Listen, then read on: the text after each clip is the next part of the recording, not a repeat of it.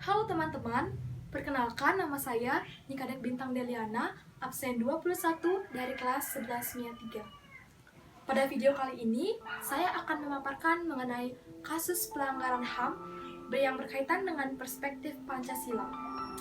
Dua kasus yang diantaranya yaitu yang pertama, kasus Marsinah, dan yang kedua, kasus bom Bali 1. Sebelum membahas lebih jauh, kita terlebih dahulu akan membahas apa itu HAM. HAM adalah hak-hak dasar atau hak-hak pokok yang dimiliki oleh manusia sejak lahir sebagai anugerah dari Tuhan Yang Maha Esa. Hak-hak pokok atau hak dasar meliputi dua diantaranya, yaitu hak untuk hidup dan yang kedua, hak kebebasan berpendapat. 8 Mei 1993. Kasus yang sampai saat ini masih misterius, yang dikenal dengan peristiwa Marsinah. Siapa yang berani unjuk rasa pada masa Orde Baru harus siap menerima konsekuensinya. Penyiksaan, penganiayaan, pembudakan, hingga pembunuhan. Terkait masalah pembunuhan, ternyata di Indonesia banyak pembunuhan dengan kasus-kasus misterius yang belum terungkap hingga saat ini. Baik siapa pelakunya maupun motif di balik pembunuhan tersebut. Meskipun beberapa sudah berakhir di meja hijau, seperti kasus Munir misalnya, namun kasus ini tetap saja misterius sekaligus menarik untuk dibahas.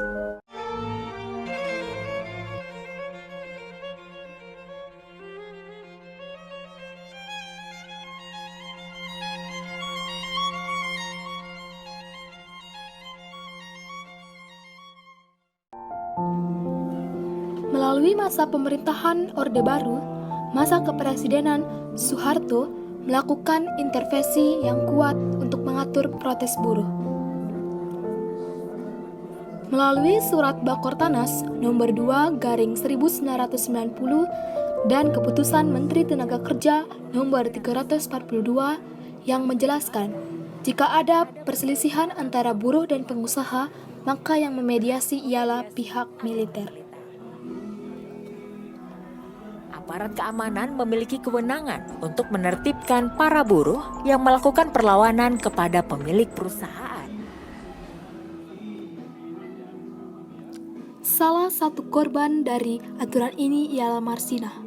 Marsinah ialah buruh PT Catur Putra Surya atau CPS, pabrik arloji di Siring Porong, Jawa Timur. Buruh PT CPS saat itu digaji Rp1.700 per bulan. Padahal berdasarkan Kepmen 50/1992 telah diatur bahwa UMR untuk Provinsi Jawa Timur ialah sebesar Rp2.250. Kebanyakan pengusaha menolak aturan tersebut termasuk PT. Karena mendapat upah yang tidak sesuai, maka PT CPS ini menggelar aksi mogok kerja pada 3 Mei 1993. Sebanyak 150 dari 200 buruh perusahaan itu ikut dalam aksi tersebut. Mereka membawa 12 tuntutan, salah satunya ialah hak kenaikan upah. Organisasi Serikat Pekerja Seluruh Indonesia (SPSI) di tingkat pabrik. 7 Mei 1993, buruh kembali bekerja, tapi tak ada satupun yang melihat Marsinah. Setelah terakhir terlihat pada Rabu 5 Mei 1993, Marsinah ditemukan pada 8 Mei 1993 sudah tak bernyawa di sebuah gubuk pematang sawah di Desa Jagong, Nganjuk, 120 km dari Surabaya. Kasus pembunuhan sadis Marsinah bahkan tercatat dalam organisasi buruh internasional dan kasus ini masih misterius hingga.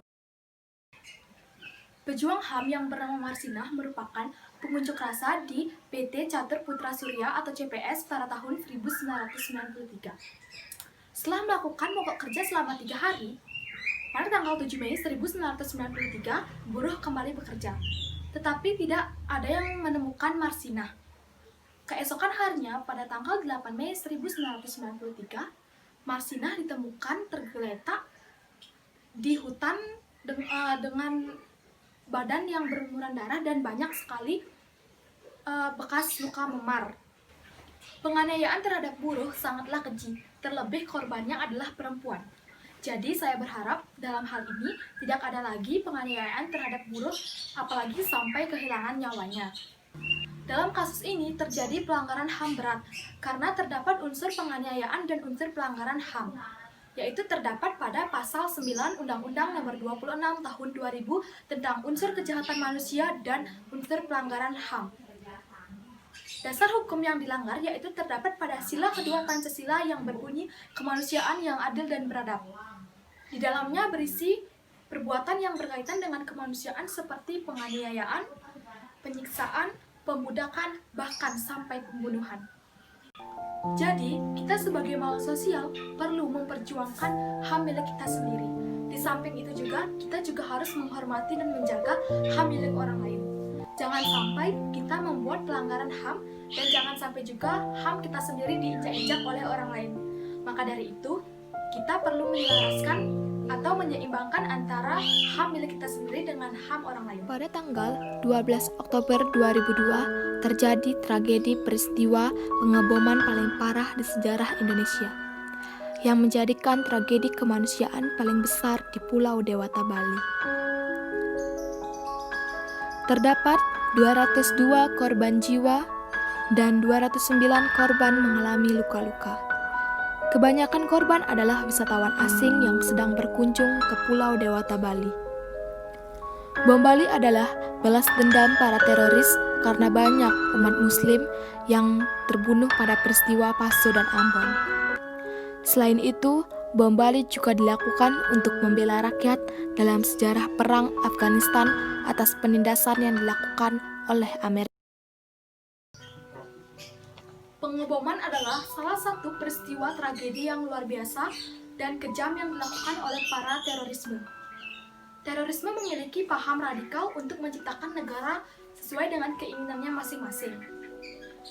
Nah, ketika ada hal yang menurut mereka menyimpang atau salah, mereka tidak segan-segan melakukan kekerasan seperti pengeboman yang akan menyebabkan banyak korban jiwa. Terorisme merupakan pelanggaran HAM berat. Hak asasi manusia untuk hidup, tumbuh, dan berkembang direnggut nyawa oleh para terorisme. Menindak kekejaman para terorisme yang menimbulkan berbagai macam penderitaan mestinya membuat negara menyadari aspek perlindungan korban HAM harus diperkuat. Seperti yang tercatat pada Undang-Undang Nomor 15 Tahun 2003 tentang tindak pidana terorisme. Sekian pemaparan materi mengenai kasus pelanggaran HAM pada video kali ini. Semoga bermanfaat bagi kalian semua, dan jika ada salah kata, saya mohon maaf dan saya ucapkan terima kasih. Sampai jumpa.